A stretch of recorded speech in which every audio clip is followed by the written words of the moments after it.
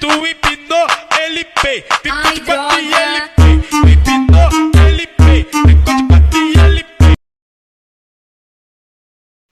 سلام كيدايرين البنات، لاباس عليكم؟ نتمنى لكم تكونوا بخير وعلى خير ولقاكم هذا الفيديو في اطيب الاحوال.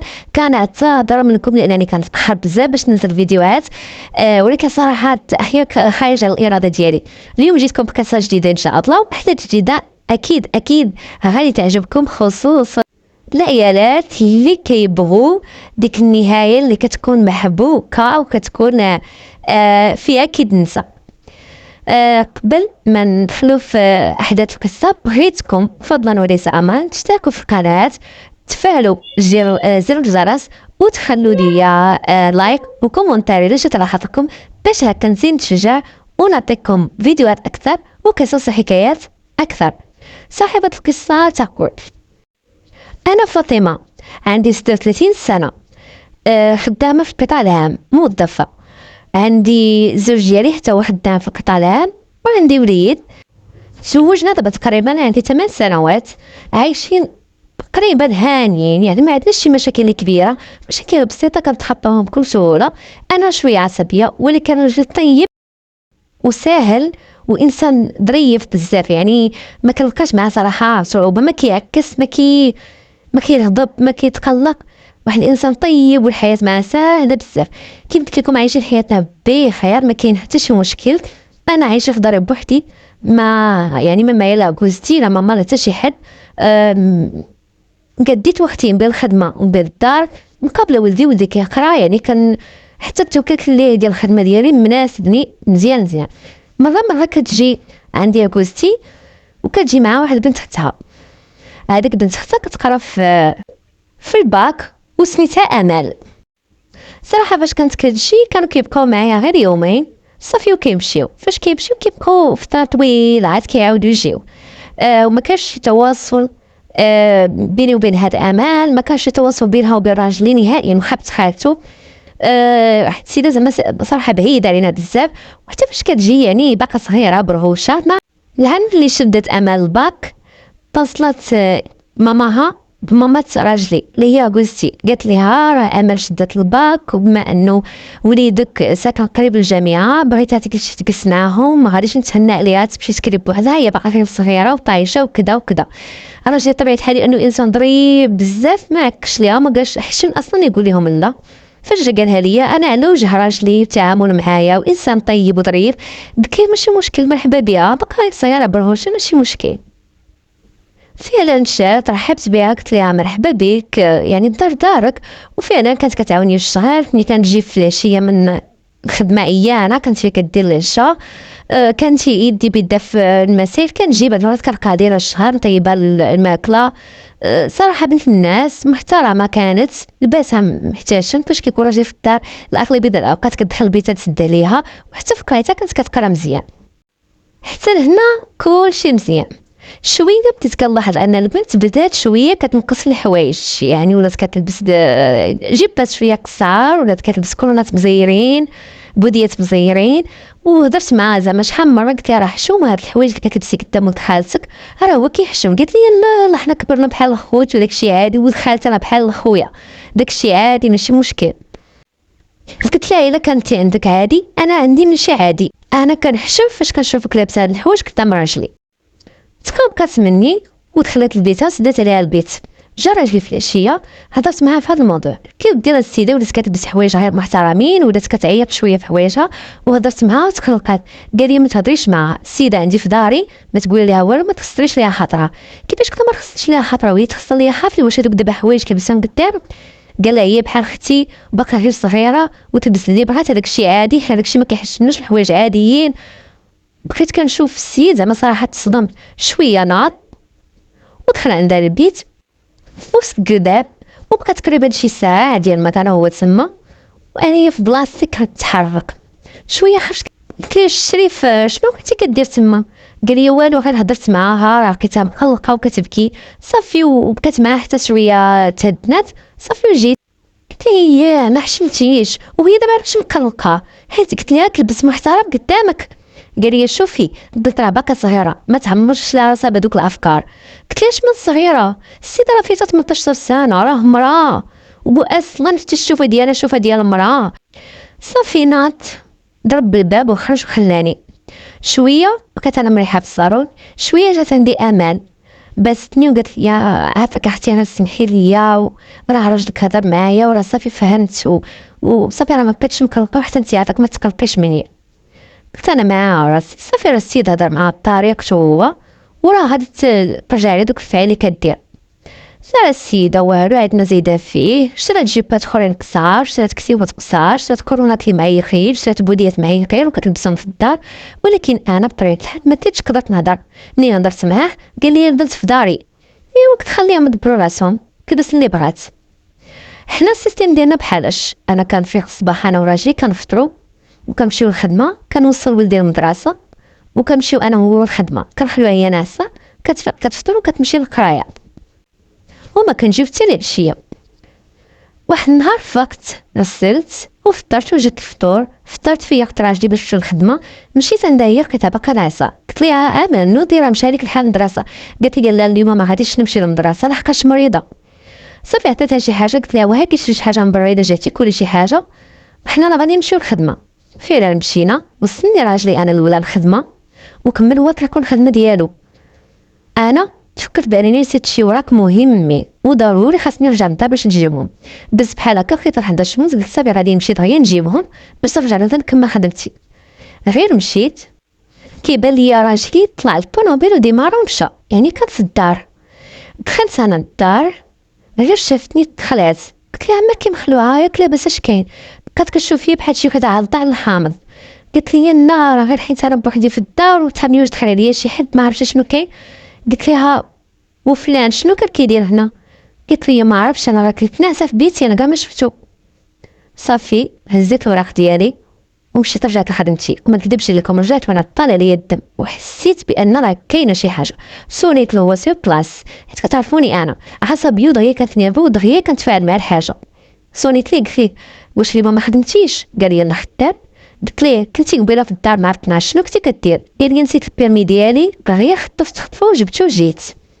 مهم انا بديت كنتوسوس من جهه هاد البنت ما نكذبش عليكم. في العشيه رجعت للدار لقيتها جا مع الدار كلها نقيه ودارت ليشا.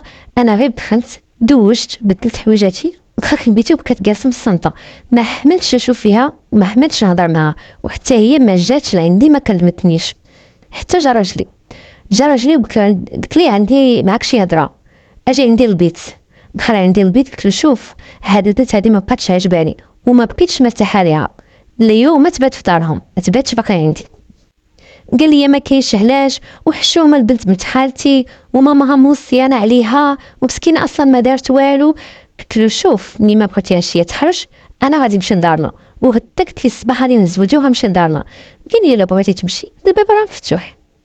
درت فيه بحال وخرج وخلاني مشى لقاها متكيه في الصالون وجلس حداها وبقاو انا مجمعين وكيضحكوا.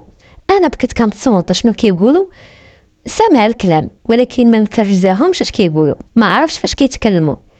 بقيت صابره شويه مشيت عندهم في الصالون طفيت التلفزيون وبقيت كنشوف فيهم. فهمت هي راسها وناضت ودخلت لبيتها وسدات عليها الباب وهو مشى للبيت ونعس. بقيت انا في هذاك الصالون كناكل في جنابي. شويه مشيت للبيت لقيت سي السيد في سابع نومه. المهم نعست الصباح فقت بكري تقهويت هزيت ولدي وزيت حوايجي ويلا بغيت نمشي لدارنا لانني فعلا قررت انني نمشي لدارنا. شويه وانا نقول اييه نمشي راه لدارنا باش تخوالي هما الساحه ويديروا ما بغاو ولا كانت ليهم. وانا رجع وهذيك الساعه كانوا نيتهم باقي ناسين ما شافونيش وهو ولد الحرام ما مخلي لي حتى شي دليل باش انني نواجهو. ما قدرتش نقول ليه والو لانني انا غير شاكه ما عندي حتى شي دليل في يدي. وعاوتاني راجلي ما عمرني حصلت عليه شي حاجه ما عمر لقيتو كيخونني ولا كيهضر مع شي وحده في التليفون نهائيا. هذاك النهار فقت هي وقالت انا غادي نمشي لدارنا سيمانه عندنا عطله. فعلا مشات. هذيك السيمانه صراحه دوزنا انا وراجلي بخير ضحكنا ولعبنا ونشطنا ما كانت حتى شي حاجه اللي تغيرنا. واحد النهار كنا خارجين دار شطين انا وياه وقلت نتاز الفرصه وجبت معاه الموضوع. قلت له فلان غير شوف شي حل وقول لها ما باكش ترجع. قال لي شوفي هاد الهضره اخر مره نسمعها منك. صافي وانا نسكت. دازت هذيك السيمانه، ها هي داخله، مشى هو اللي جابها من دارهم على لا. بقيت انا غير كنشوف. جات سلمت عليا قلت لها جيتي؟ قالت لي ولفتكم، ومشات لديتها. صافي بقيت انا جالسه شويه نعد الشيطان في الكوزينه وجدت لي الشا زعما درت معها الصواب. وبقيت كنخمم، قلت انا الحل اللي غادي يفكي مع هاد السيده هو نخلط ليها شي مشكل مع دارهم باش هما يعيطوا ليها يحبسوها من القرايه يدبروا راسهم، المهم ما تبقاش عندي. فعلا عيطت لخويا وعطيتو النيميرو ديال ماماها، يعني ديال حالة راجلي. قلت له غادي تعيط ليها وتقول ليها بلي راه بنتك طايحه مع واحد البرهوش وراه ما كملتيهاش بريتها وما كتمشيش اصلا تقرا. فعلا داكشي اللي دار خويا، زرب على السيده بواحد جوج كلمات في الاول وقال لها شوفي بنتك راهي ما كتمشيش للقرايه وما مدياش بقرايتها وراه غير ماشيه طالعه لازم مع واحد البرهوش. داك شوف بنتي كبيره وعارفه اش كدير وانت اش دخلك فيها، وقطعت عليه التليفون. فاش قالها لي خويا تما عرفت باللي كاينه شي حاجه. النهار الثاني ناضت هي الصباح بكري ودخلت للدوش، وانا صراحه كنت باقي ناعسه شويه كنسمعها كتعيط لراجلي كتقول لي عافاك مكليه الفطره نسيتها. نط قافزه من بلاصتي كنشوفو ماشي هاز الفوطه وهادي بها للدوش. خنزرت فيه بحال هكا شافي وتخلع هو مكليه الفوطه قال لي هاكا عطيها لي انا نساتها. شديت ديك الفوطه وخنزرت فيه واحد التخنزيره حسستو باللي راه فعلا شي قنبله غادي تنفجر في الدار. مديت ليها الفوطه ورجعت لبيتي. فاش خرجت فيا من الدوش مشى راجلي انا هز الطونوبيل وبغى يخرجها. فاش شافتو خارج قلت لي يلا غير نخرجوا معاه. قلت لها انا ماشيه فيه ما فيه اللي يخرج. هي تقول لي صافي انا غنخرج معاك. قال لها صافي وجدي راسك راني نتسناك. سمعت انا بحال هكا قلت لهم بلاتي تسناو حتى انا خارجه معاكم. لبست حوايجي سديت الباب جيت نطلع للطونوبيل كانت هي راكبه لقدام. فتحت الباب وقلت لها هبطي رجعي للور. هي تقول لي سمحي لي. صافي رجعت للدور هي مع الدري وركبت انا لقدام. بقى كيدور بينا شويه بالطونوبيل في المدينه. شويه وصلنا لواحد البارك ونزلنا. شديت انا ولدي بقيت كندور بيه في هذوك الالعاب كنلعب ورد معاه البال. شويه درت كنقلب على راجلي ما بانش فيا لا هو لا هي. بقيت كندور عينيا في البارك حتى كيبانوا لي بجوج هما راكبين في واحد الطونوبيل ديال الالعاب وكيلعبوا بجوج وناش طيرنا راسهم. صراحه تقلقت وتعصبت مزيان. هزيت ولدي ومشيت بلا ما نقولها لهم. الطريق كله هو كيصوني ليا وصلت للدار وكيصوني ليا وانا بيني وبينكم ما بغيتش نريبوندي. هو كيصوني وكيعاود يصوني وانا والو مبغيتش نجاوب. دخلت ولدي للبيت نعستو في الكونه ديالو انا بقيت نتكيه. ساعتين كنحس بهم جايين. دخلت لبيتي وسديت عليا البيت. دخلوا لقاو كلهم طافيين. قال ما جاتش للدار. وهي تقول لي فين غادي تكون مشات؟ قال لها ما عرفتش راه من الصباح راه كنصوني عليها وما كتجاوبش. قال لها معليش غنمشي ندخل طونوبيل للكراج ونجي. هي تقول لي جيب لي معاك شوكولا. انا بقيت في البيت جالسه وكنتصمت وولدي الحمد لله ناعس. مشى خرج شويه صون لها التليفون سمعتها قالت واخا هاني جايه. انا بقيت مخبيه في البيت درت مرباني يدخلوا للدار باش نحصلهم بالجر المشهود ولكن شويه هي وخرجات. بقيت كنتسنى في البيت باش يدخلوا ما رجعوش. صافي خرجت من بيتي وصونيت ليه قلت ليه فينك؟ قال لي راه كنصوني عليك من الصباح ما كتجاوبيش قلبت عليك ما عرفت فين غادي نلقاك. فينك؟ قالت لي هاني في الدار. قال لي صافي هاني جاي انا وامل. بقيت كنتسناهم حتى 9 ديال الليل عاد جا. قلت لي شاطه عطينا فين كنتي؟ قال لي فاش كنا جايين قالت لي يا امل دوزني لدارنا بغيت نسلم على ماما وبغيت نجيب شي حوايج ديالي. انا ما تقتش دخلت لبيتي وسديت عليا وصونيت على ماما امل. قلت لها كي دايره لاباس عليك اش هاد الخبور؟ قالت لي غير مع الوقت. قلت لها سبحان الله اليوم كنت غادي نجي عندك ولكن ما ساليتش. قالت لي يوم مزيانيت اللي ما جيتي حنا ما كاينينش في الدار كاينين في هاد العرس ولا نقطع. قلت مع راسي كيفاش الدار خاويه وهما مشاو كانوا في الدار بجوجهم والدار خاويه. ولكن تحكمت في اعصابي وما قلت لهم والو حيت انا بغيت نجيب الدليل باش نعطيهم ضربه واحده. المهم مشيت لبيتي باش الناس جا هو ناس حدايا. جيت قررت ليه قال لي عافاك ما تكسيريش راني عيان وبغيت الناس وصبح خدام. درت وعطيتو بالظهر وبقيت كنخمم كيفاش غادي ندير معاهم. نهار الثاني في الصباح مشيت للخدمه ديالي ومشى حتى هو الخدمه ديالو، وامن مشات لافاك، وولدي وصلنا للمدرسه. شويه جاني ابيل انونيم، النمره ما معروفاش. مرا قالت لي شوفي اختي، راجلك وبنت خالته راه كيخدعوك وراه كيتفنداو عليك وراه كيلعبوا مورا ظهرك، راجلك راه كيخونك مع بنت خالتك. وقطعت، ما عرفتش شكون اللي صون عليا، ما عطاتنيش المجال انني نعرف شكون او انني نسولها. ولكن بيني وبينكم ما تشوكيتش وما تفاجأت، لان عارفه وحاسه بلي كاين شي حاجه. راجلي اللي ما كانش كيصبر عليا ولا ما كيشوفش فيا، راجلي وليت انا كنجي نتقرب ليه وكيبغي بعدي مني ولا ما تقاسينيش انا عيان وكيعطيني بالظهر. هادشي كله من نهار جات امل، ولكن انا ما بغيتش نواجهه وما بغيتش نواجهها حتى يكون في يدي دليل. ما بغيتش غير نطرح ليهم شكوك ويبقاو ديك الساعه راه دير معايا البال. المهم زدت صبرت والنار شاعله في قلبي. في العشيه جيت راجعه لداري، غير وقفت عند باب الدار كنسمعها كتقول حصلت دابا شنو غادي ندير، الا عنو بيا دارنا غادي يقتلوني. انا فهمت وما فهمتش، بقيت كندورها في راسي، بقيت نحاول نفهم، ما عرفتش شنو كاين. المهم غير درت الساروت في الباب، فتحت الباب وكانت كتهضر في التليفون، قطعات ودخلت للشومبر ديالها وسدات ليها بالساروت. واخا ولات فين ما كتدخل لبيتها كتسد ليها بالساروت، وكانت لابسه كسوه قصيره قريبه لشي بعريانه. انا دخلت لبيتي وصلت لماماها، قلت لها شوفي بنتك هاشنو كدير واشنو كدير، وراه ما بقاتش كتحشم، والحوايج اللي كتلبس انا راه كنحشم بلاصتها. قالت لي بنتي باقا صغيره وما ديرش عليها وخليها تلبس اللي بغات، وراجلك راه بحال خوها، راه ولد خالتها هذاك وهي محترماكم وكتبغيكم ولفاتكم وانت حاسبك بحال اختها، يعني غير ما ديريش في بالها. قطعت كتغير كنشوف من كتر ما كيصدموني. انا كنتكلم في الحقيقه وفي الواقع، وبنين كيصدمك وليت غير ساهيه. حتى في الخدمه ردوا لي البال اللي راه كاينه شي حاجه.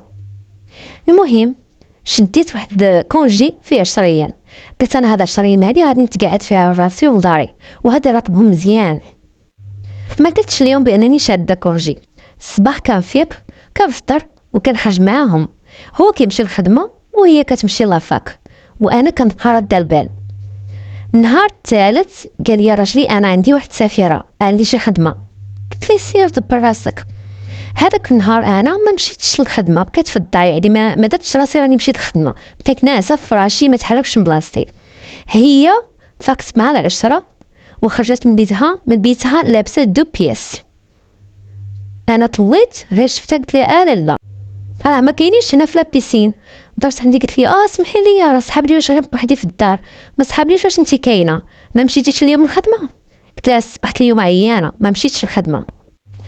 صافي دخلت لبيتها بدلت حوايجها خرجت ما فطراتش وخرجت مزروبه.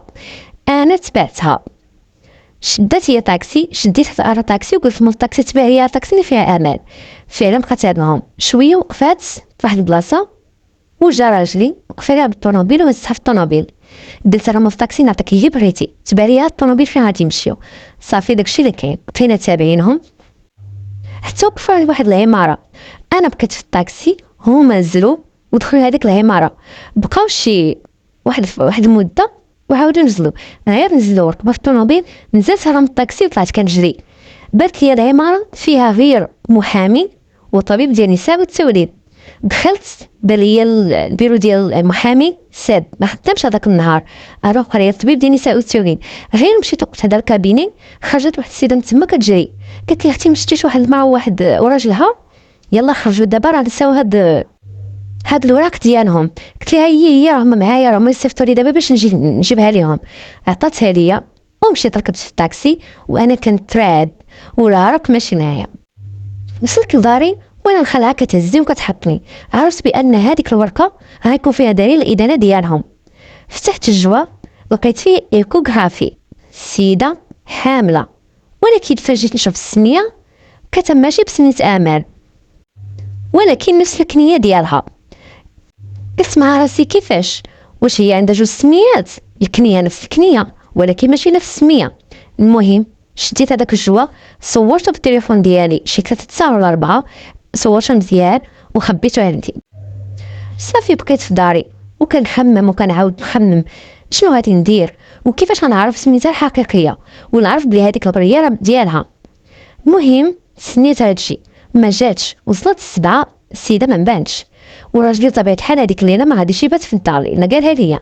صونيت ليه قلت لي شوف راه ما كاينش في الدار، وراه وصلت دابا 7 ومازال ما جاتش للدار، شوف فين كاينه. قال لي ما تخافيش راه غادي تكون غير عند شي صاحبتها ولا تكون مشات لدارهم. يعني الطريقه باش هضر معايا ماشي شي واحد ديال انه تخلاه انا السيده ما جاتش، ولا بحال هو راه عارف فين كاينه. حتى في الليل تسنيتها ما جاتش. ناس نهار الثاني في العشيه جا هو وجابها معاه. قلت لي كيفاش انت جبتيها؟ قال لي راه كانت بيتها البارح عند شي صاحبتها وراه كلات شي حاجه. المهم قلت لي بيتها ترتاح راه مريضه بزاف. قلت لي صافي غير تهنى انا غادي نرد لها البال. فعلا دخلتها لبيتها وجبت لها التعشى وبقيت غير كندور حداها. شفتها الصراحه صفرة بزاف وعيانه باين فيها عليا. شويه قلت لها شنو مالكي شنو كليتي؟ قالت لي صراحه ما عرفتش شنو كاليا. شويه بدات كتبكي، خرجت وخليتها. بقيت جالسه في الصاله واحد ربع ساعه. رجعت لقيتها ناعسه. هزيت صاكها وكنقلب على لاكارت ناسيونال باش نشوف السميه. قلبت ما لقيتش لاكارت، ولكن لقيت 2 فانيدات 2 حبات ديال الدواء. صورتهم بالتليفون ديالي وديت الصاك بلاصتو وخرجت. صراحه دوزت هذيك الليله في واحد الضغط لا يعلمه الا الله. نهار الثاني غير فاس بريتو انا كاع ما نعست الليل كله. مشيت لواحد لافارماسي فيه واحد بنت صاحبتي وريتها التصويره ديال الدواء. قالت لي هاد الدواء ديال الاجهار. تما الركابيه فشلوا عليا. عرفت بان البنت حامله من راجلي وان باغا طيح بيبي. قررت اني اليوم غادي نفاريها معاه وما غاديش نتسنى حتى الغدا. دخل كان زربان. دخلت ليه قلت له عند امال. قال لها يلاه نوضي وديك عند الطبيب. قلت له انا بلاتي محتاجه بغيت نهضر معاك ضروري. قال لي ماشي دابا. هزها ومشى. ما جاو حتى 5 ديال العشيه. جا هو شادها. امال ما قدرتش تكفر كاع عيانه بزاف وصفره مريضه بمعنى الكلمه. قلت ليه ياك لاباس؟ قال لي شديها دخليها للبيت ديالها وعطيها شي حاجه تاكلها، شويه شويه ديال الكرده وعطيها شويه ديال المكسرات باش تريكيبيري. قلت لي كيفاش تريكيبيري؟ شنو قال لك الطبيب؟ قال لي الطبيب قال لي عندها شي تسمم. فعلا وجدت لها شويه ديال السوب، شويت لها الكبده، عطيتها مكسرات، كلات شويه ونعست. خرجت عنده هو لقيتو جالس في الصالون مقنق ومخلوع وخايف. قلت له مالك؟ قال لي انا شربت الدواء ديالها. قلت له راه شربت الدواء ديالها وتعشات وراه دابا ناعسه. صافي دخل البيت بغا ينعس وساهي وشارد وخايف. قلت لي شنو عندك مالك مقلق ومبرزط؟ قال لي في بلا فاش كنت سايق الطوموبيل شي حد قاسني. بقيت كنخمم قلت انا غادي نجبد معاه الموضوع، غادي نجبد معاه الموضوع واللي بغا يطرا. وجيتو من الاخر. قلت لي شنو بينك وبين امال؟ قال لي رجعنا عاوتاني هذا الموضوع. شنو غيكون بيني وبين امال؟ السيده مريضه ديتها للطبيب وجبتها لك، شنو كاين؟ قلت لي انت بينك وبين امل شي حاجه وانا هذا الموضوع شاكه فيه شحال هادي. قال لي ياك غير شاكه؟ ايوا بقيت تما في الشكوك ديالكم ما تبسطينيش، خليني بغيت نرتاح. قلت لي شوف بلا ما تبقى تهوت خلينا نتناقشوا غير بالخاطر، لان امل ما بغيتهاش تعرف بانني انا عرفت شنو كاين. انت وامل على علاقه كاينه شي ولا ما كاينش؟ بقى ساهي وتخلع. قال لي انت راه غير كتخربقي والشيطان كيوسوس لك. جبت التليفون ديالي وريتو لي كوغافي. تخلع. قلت لي شنو كافيك هاد الدري ولا نزيدك شي حاجه اخرى؟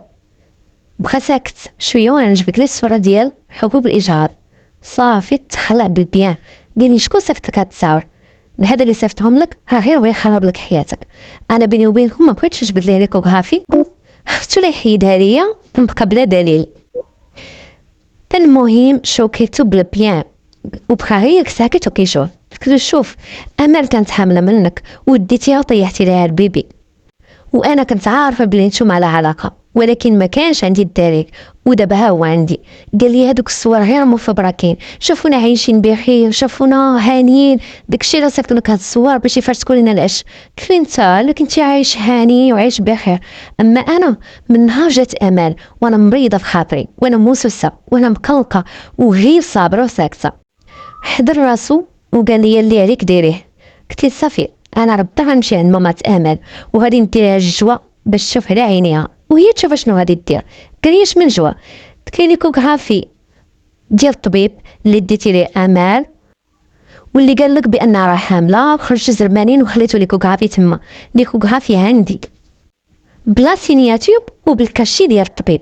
شفت لونه تبدل، وقلت ليهم من بعد ديتيها للدار باش تكون بوحدها وتطيح البيبي.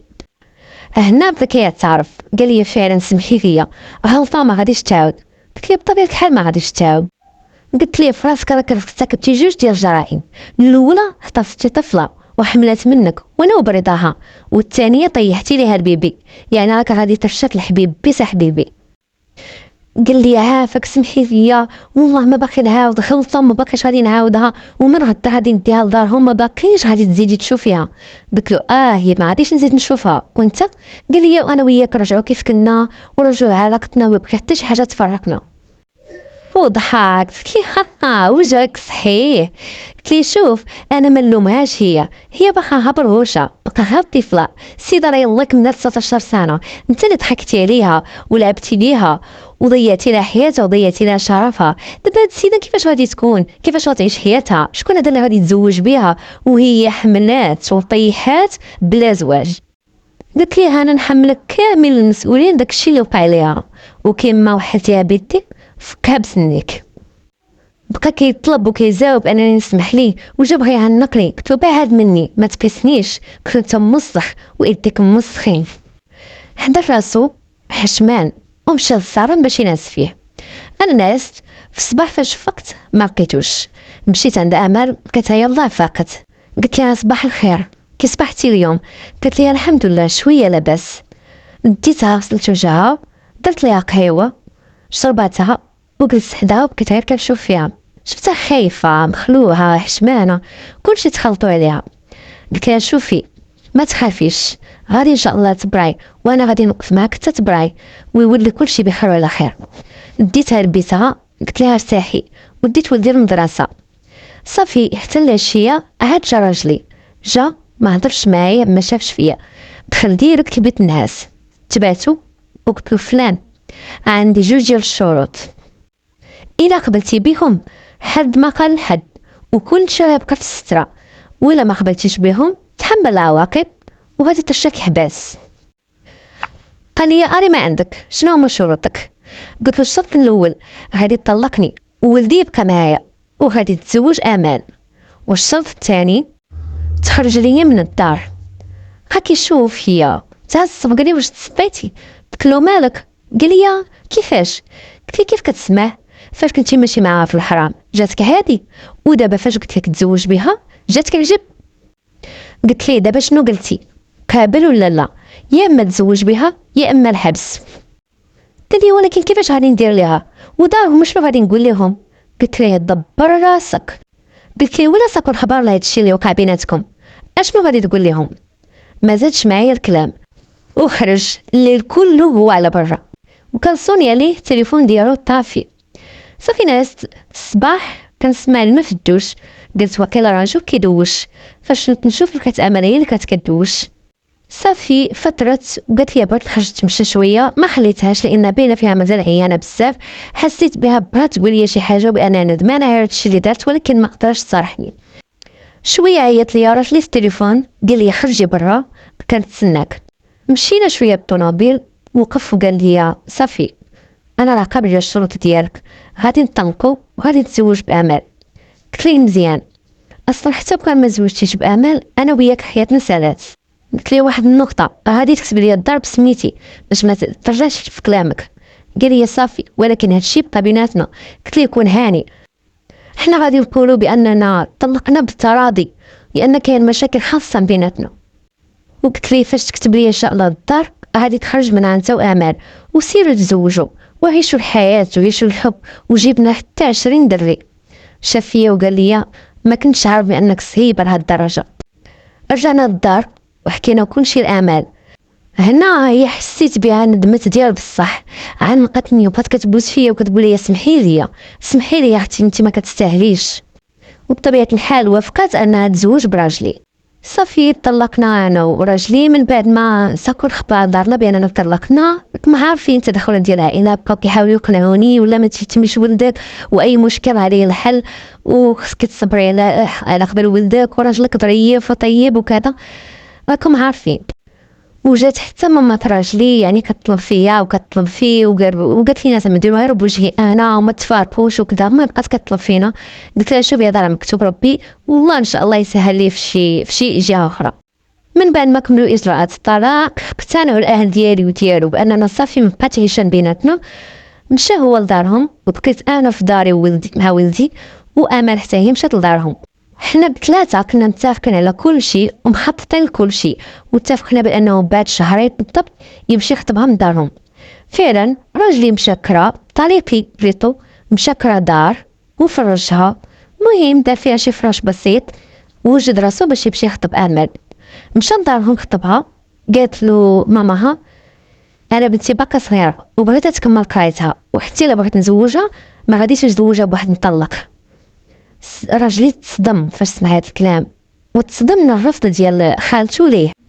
اما باباها كان موافق، قال له مرحبا بك ولدي، شوف غير مع امل وانا غادي نحاول انني نقنع ماماها باش تقبل. من بعد اتصل بيا راجلي قال لي يا امل سيمان وهي هاربه من الدار، وراه قلبوا عليها مال الدار ما لقاوهاش، وحتى انا عيطت في كيميرو التليفون ما كتجاوب، وخلت حتى عيط ما لقيناهاش، وماماها طاحت صفات وداوها للسبيطار ومازال ناعسه في السبيطار. هادشي دازت عليه سيمانه. النهار الثامن رجعت امل للدار، قال لي باها فين كنتي وماماك مريضه طايحه في السبيطار؟ قالت له كنت عند صاحبتي. شدها ضربها سلخان مزيان، قال لها باش مرة نوريك كيفاش تمشي عند صاحبتك بلا ما تقوليها لينا.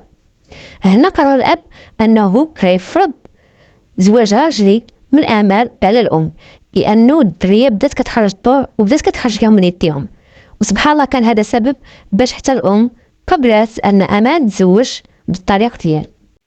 هنا الاب ديال امل صور على راجلي قال له غير اجي تخطب وجيب والديك، حنا راه قابلين الطفله ديالك. وبالنسبه لماماها فاش خرجت من السبيطار قال لها انا راه عرفتك البنت وانت لما عجبك حال سيري لداركم، وكانه الاب كان حاسس بلي انا كاينه شي حاجه. فعلا جا مشى طريقي خطب البنت دا والديه، باع الطوموبيل باش داروا العرس. جاو الناس يعني غير شي حاجه بسيطه، باركوا لهم، والسر بقى بيني وبين امال وطريقي حتى حد ما ساق الخبار. فعلا تزوجوا مشاو لدارهم اللي كراو، بقات معاه 4 شهور. واحد الصباح صبحت جمع حوايجها مشات لدارهم، غير شافوها والديها كانت هي بقى عروسه جديده لاباس جات من دار راجلي. قالت لهم هذاك السيد ما باقاش نشوفو وبغيت نطلق منه. يا بنتي قال لها علاش شنو السبب؟ قالت لهم والو، انا عندي احلام وما بغيتش نضيع راسي بالزواج وبالولاد، وزوجتني بواحد السيد انا ما باغياش ونطلق. قالت لهم الا حاولتوا انكم تردوا عليه يا اما نهرب يا اما غادي ندير شي حاجه في راسي. مشى طريقي باش يردها باش يعرف شنو كاين، والو ما بغاتش. بقى عايش بوحدو تقريبا مده ديال 3 شهور حتى وصلتو الورقه ديال الطلاق. هنا اتصل بيا وقالها ليا، وقلت ليه انا هذه يا اما مسطيه يا اما كتفكر في شي حاجه، عطيني النيميرو ديالها جديده وانا غادي نتصل بها باش نفهم شنو كاين. فعلا اتصلت بها قلت لها الو امال كي دايره لاباس عليك صافا؟ قالت لي بخير الحمد لله. حسيت بها بحال فرحانه، قلت لها واش انت فرحانه حيت كطلقي؟ قالت لي قالت لي شوفي نقول لك واحد الحاجه، راجلك كان غلطه وصيت تعرفي بانه راه هو اللي اغتصبني، انا ما كنتش باغيه وحاولت انني نهرب منه ولكن هو شد لي بزز. فعلا انا النهار الاول تقربت منه درت الغلط، والغلط الثاني هو انني تزوجت به. خصك تعرفي واحد الحاجه، انا عندي حياتي احلامي طموحاتي وكرايتي، ودابا اللهم يقولوا عليا مطلقه ولا يقولوا عليا مغتصبه. شوكاتني بقيت انا غير كنشوف انا كان كيسحبني انا قريه كيتنسى مزيان وقريه تحريميات، صفقات امال مدرسه في التحريميات.